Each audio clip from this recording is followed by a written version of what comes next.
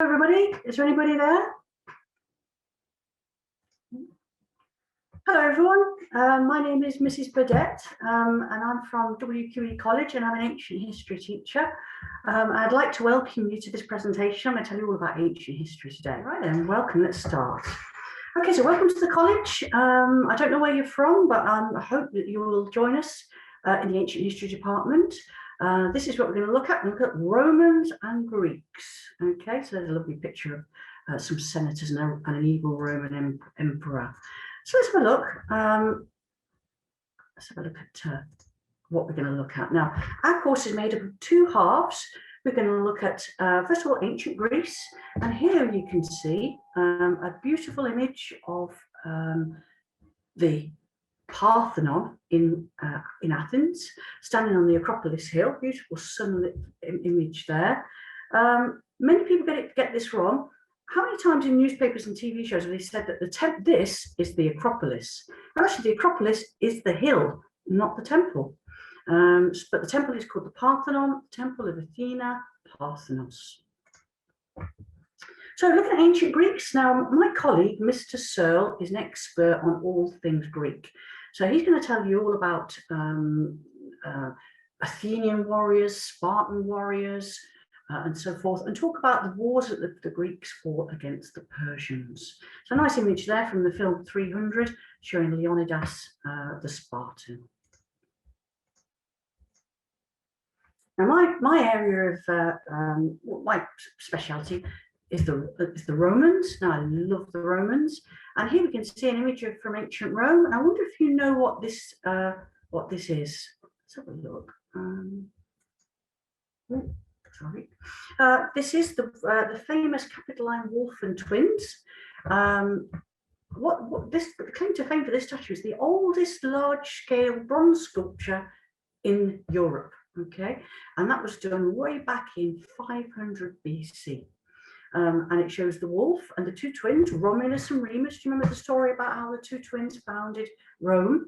One good story about this is, you see those twins, they look different to the wolf because they were done in the Renaissance in the 1500s. And this is because the Romans put this sculpture up they put it up on a high hill, wolf and twins, they put it up on display, but a lightning strike hit it and melted the two twins away. And then it stayed like that for maybe 2,000 years, 1,500 years, until in Michelangelo's day, they put the twins back on again. And that's why these twins date to 1500 and the wolf dates to 500 BC. So there is a 2,000 years difference between the two. So I'm looking forward to talking all about ancient Rome. Now, I'm sure that you might know what this is. This is the Colosseum. And what sort of sports go on in the Colosseum? What did the Romans use it for? The answer is gladiator fighting. So yeah, they would have seen the gladiator fights, the beast hunts, public executions, and various other different things in the Colosseum. And if you ever wonder what's happened to the rest of it, why is there only half of it there? Well, that half fell down in an earthquake in 900 AD. Okay, what else have we got? Oh, look at a lovely picture of Rome. A lovely aerial picture of Rome. Now, if we can get rid of this horrible coronavirus nonsense, it's possible that we might be able to have a trip to Rome, because Mr. Searle and I, we did it, it was 3 years ago with the Ancient History Department. We took all our students to Rome, had an exhausting day walking around all the sites. In fact, we did 23 kilometers in a day, but we saw everything there was to see. And then we went to Vesuvius as well and saw Herculaneum and Pompeii. So brilliant. So we'll do that again if we can get rid of this coronavirus. I'd love to do that. Roma, there you go. Now, if you go to Rome, of course, one of the big things to see is the Roman Forum, Forum Romanum. This is the city centre of Rome, and this is where all the important things happened. Emperors walked through there. There were riots, there were murders. You know, it's the place where everything happened. And if you can see, if you look in the centre of the picture, slightly towards the left, you can see a red brick, big sort of blocky building. that is the famous Senate House, where all the emperors did their debate, where the Senate did their debates and the emperors, laid down the law. And I think it looks a little bit different to what most people think the Senate looks like. It looks a bit plain, doesn't it? So that's the Senate House there. It probably looks a bit different. It probably was covered in white marble, but somebody's rocked all that away. Right, so we're going to, in our course, Ancient History, Mr. Sill's going to concentrate on the Greeks, but I'm going to look at some famous Romans. Now, there's handsome Mark Antony, general of Rome, and he had a very famous girlfriend, as I'm sure you know. I wonder if anybody knows who it is. It is Cleopatra, last queen of Egypt. There she is, Cleopatra the 7th. Very beautiful, very attractive lady, and their love affair is one of the big love stories of history. So we're going to look at the story of those two. That's going to be the beginning of our course. If you want some fascinating facts about Cleopatra, then I'm sure that you can imagine there's lots of things that you might be thinking. How about a fascinating fact? She spent her entire life researching dandruff cures. There you go. Yeah, she was a scientist, a medical person, brilliant mind, but yeah, fixated on dandruff for some reason. That puts me off her somehow, but never mind. Okay. Who else do we look at? Now here's the famous Julius Caesar, looking very noble. And here's the Emperor Augustus, also known as Octavian. So we're going to look at the lives of the first 5 Roman emperors. And Augustus here is really the first ever Roman emperor. And this is a remarkable young man who basically at aged 18 had a go at trying to seize power. And by the time he was 21, he was the master of Rome. So a fascinating story of somebody with immense ambition.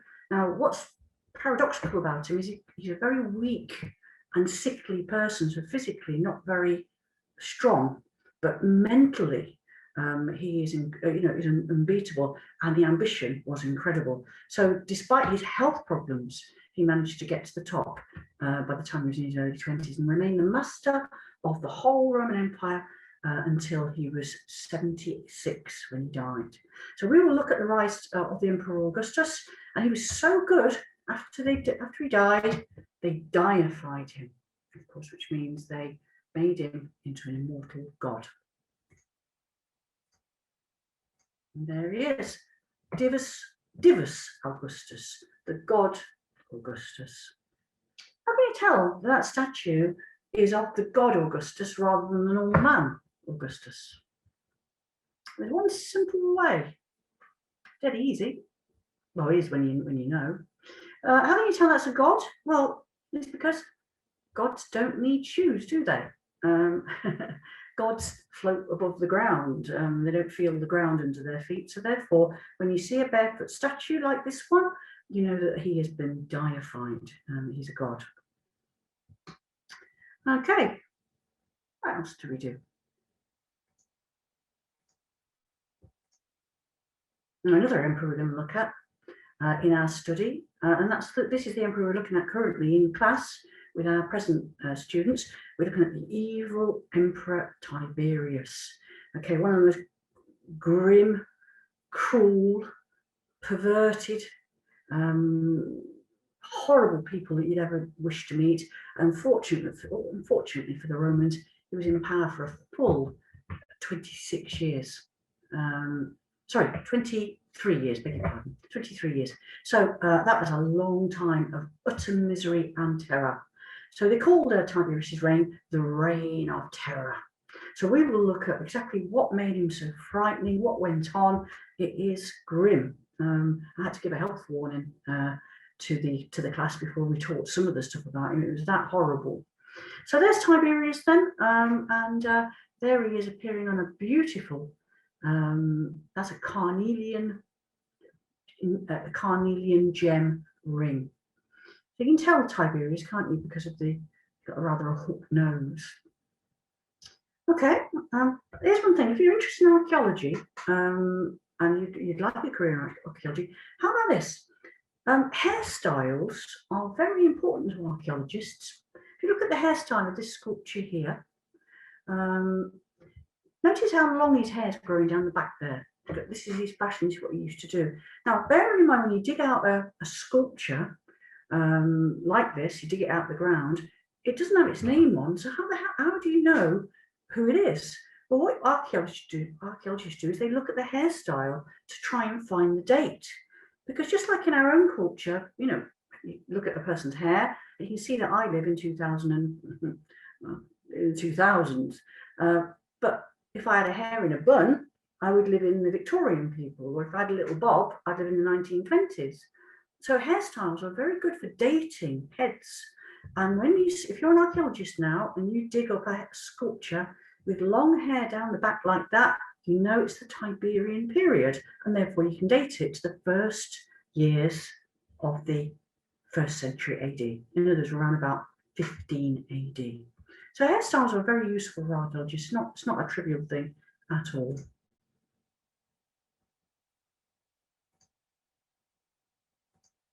Okay, everything. Right, so we're moving on. Now here's our third emperor that we look at. And this is none other than Caligula. There it is. And now you may know he's very famous as being the maddest of the emperors. I mean, you could feel sorry for him, really. He had a brain seizure and was in a coma for a long time. When he came out, he was unbalanced and they called him mad. So obviously he had some sort of catastrophic brain event. We would feel sorry for him and we would give him treatment and, you know, he probably would recover. But in ancient times, they just assumed he was mad. So there he is. His real name is Gaius, but we call him Caligula. And we can see a couple of images there of him. It's said by the ancient writers that he used to enjoy looking frightening, and he used to practice making grimaces in the mirror. And I think both of these look as if he's pulling faces. That's a definite face, isn't it? And that one is too. So this one here, the one on the left, is a very rare image of Caligula because A, it's made out of bronze. B, it was gilded. You can't really see on this slide, but it's actually got gold paint attached to the head, so it would have been a golden statue. And then the final thing is it would have had inlaid eyes of white marble and precious stones. You know, maybe, I don't know whatever colour his eyes were, jade maybe, or some sort of precious stone to do the eyes. So a very, very expensive statue, and look how that survived. It survived very well. So we're going to look at Caligula. That's going to be our next subject in class for our present students. And there's lots of things to say about him. Oh, look at that. There's another image of him there. If any of you are aware of the TV show Game of Thrones, the evil character in Game of Thrones, look at the likeness between those two. That's incredible. This one here, again, talking about archaeologists and sculptures, all ancient sculptures were painted. They weren't white. And if you look carefully on this one, you can clearly see that it's still got traces of the paint on the eye and on the hair. And they all would have been lifelike with their paintwork. Obviously, paint just chips off over 2,000 years.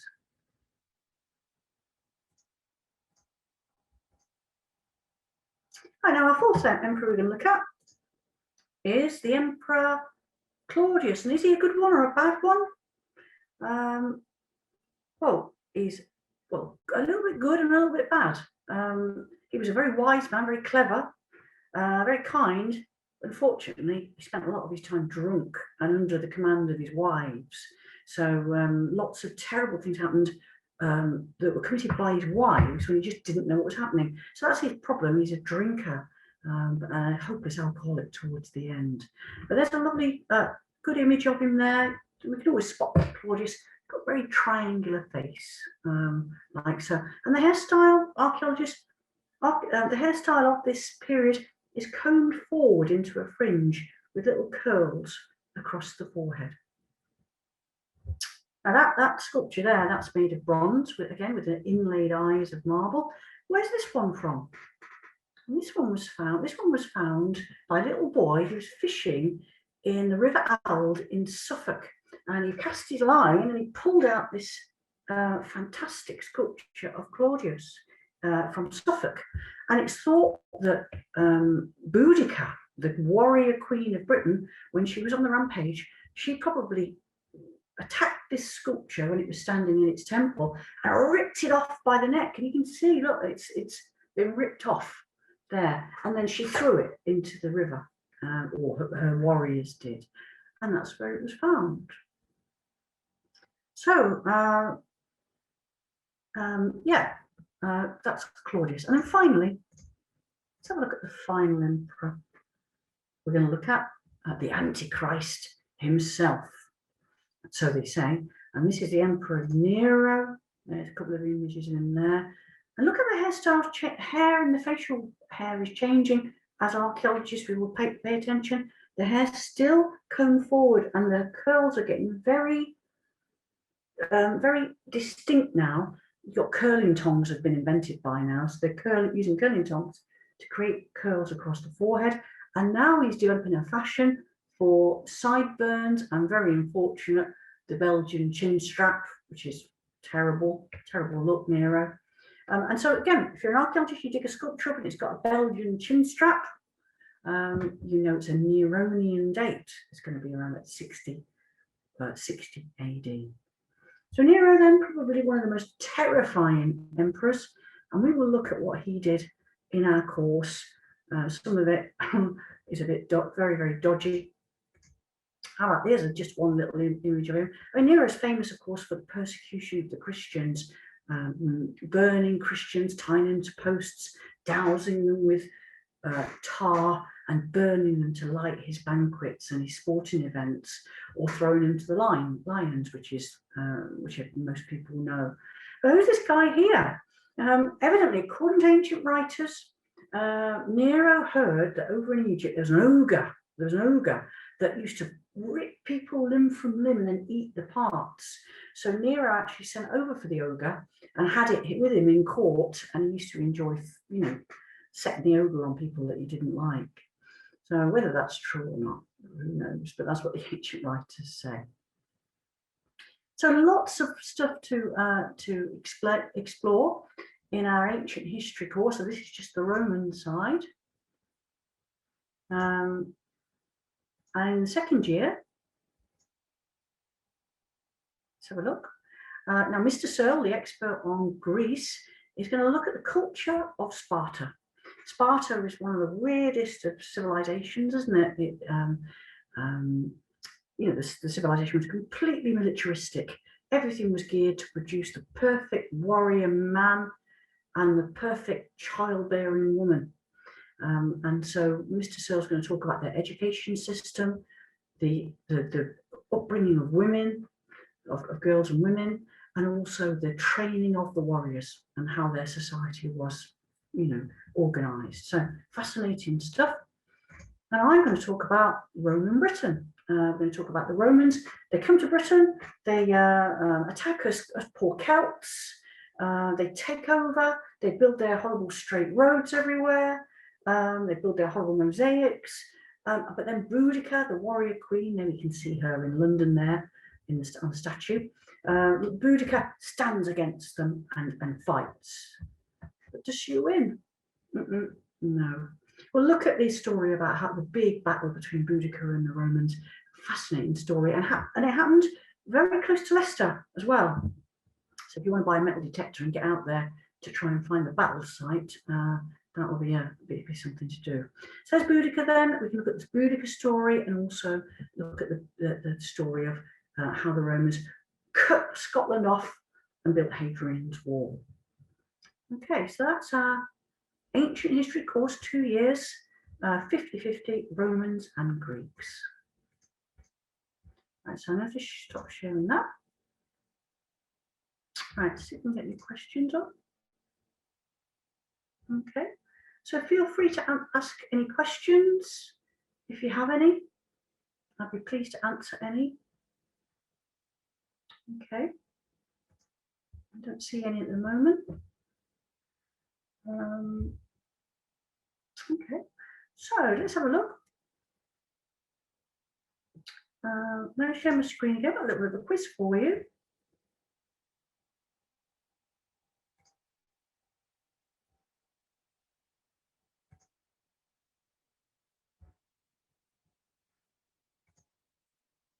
I've got a question. Hello, Billy. How is ancient history different from classical civilization? The difference is ancient history contains more of an archaeological content. Classical civilization is more based on texts. So at university, I started off studying classical civilization, classics, and it was a lot of studying of poetry, philosophy, ancient texts, language, and the written evidence from the ancient world. But ancient history brings in an archaeological content. So we're doing ancient history. So, for example, in the second year, we'll be looking at Roman Britain, and that will contain quite a lot of archaeology. We'll be looking at, for example, Hadrian's Wall and villa sites. So that's the difference. There's more archaeology in that. Any other questions, anyone? Okay. Bear with me. Oh, come funny.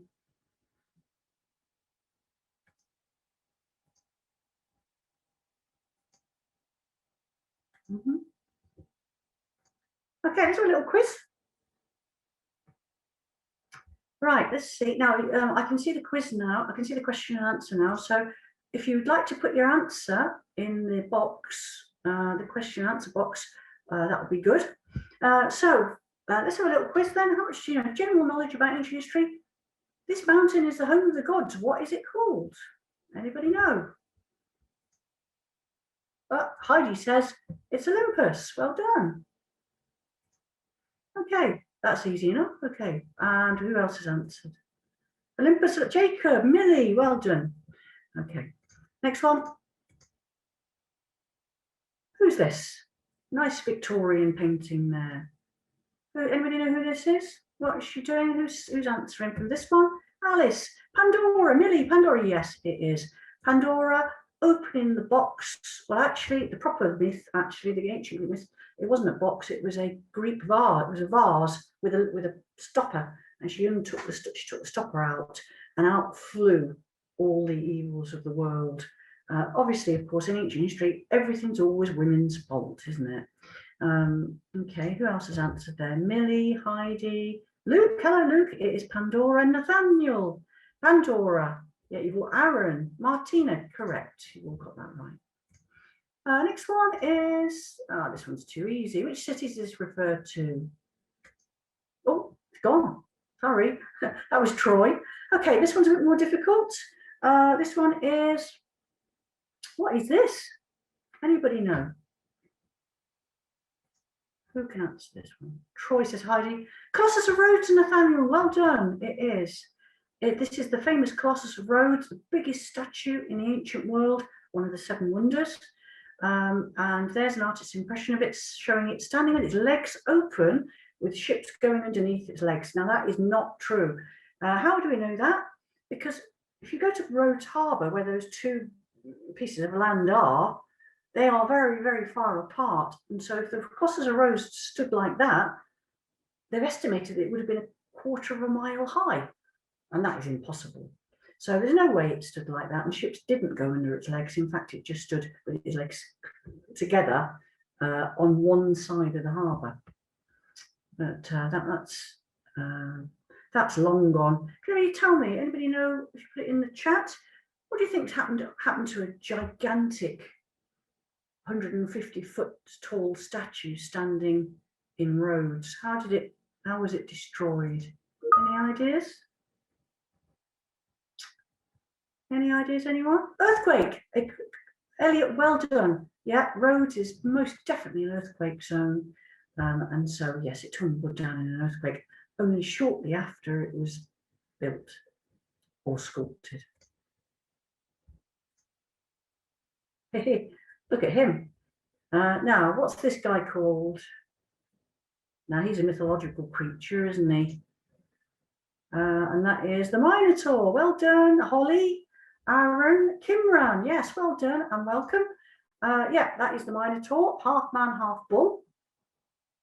Now, unfortunately, we don't cover Greek mythology in our course, but I do run an enrichment course for fun where we do Greek mythology. So if you'd like to join that 1 hour a week, you'll be very welcome, and we can go talk about all these myths and legends.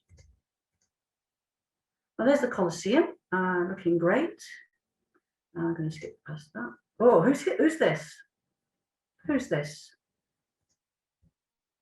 Oh, Medusa, says Dia. Medusa, Holly, Luke, Millie. Yeah, everybody knows this one. Shreya, hello. Jacob. Maddie, hello, Maddie. That is definitely Medusa. Okay. That very quickly.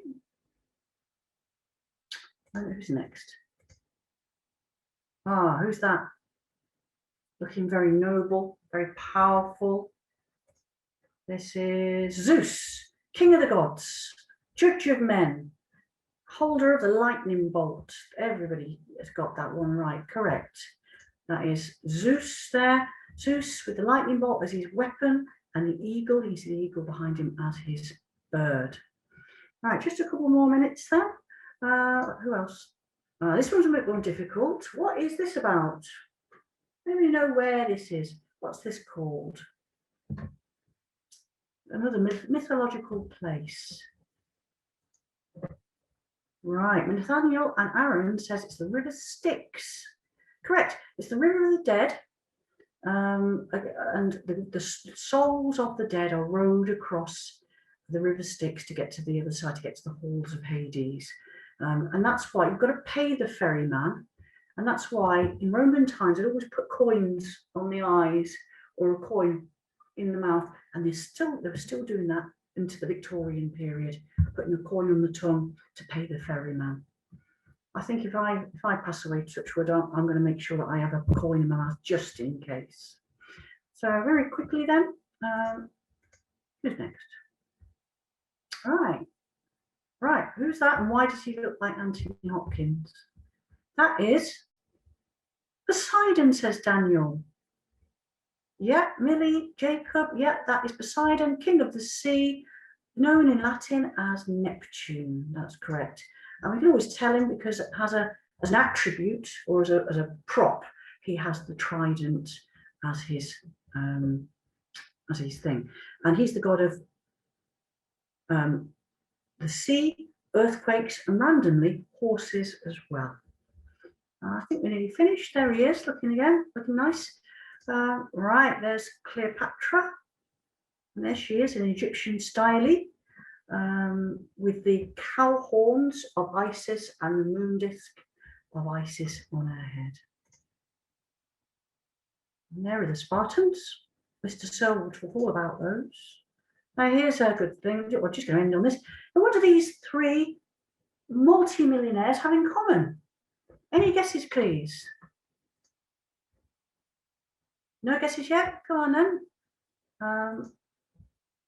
Any ideas? What did it? That's J.K. Rowling, Chris Martin from Coldplay, and Boris Johnson. What have they got in common? Yes, Millie. Yes, Daniel. Maddie. Yeah, correct. The answer is they've all got ancient history degrees.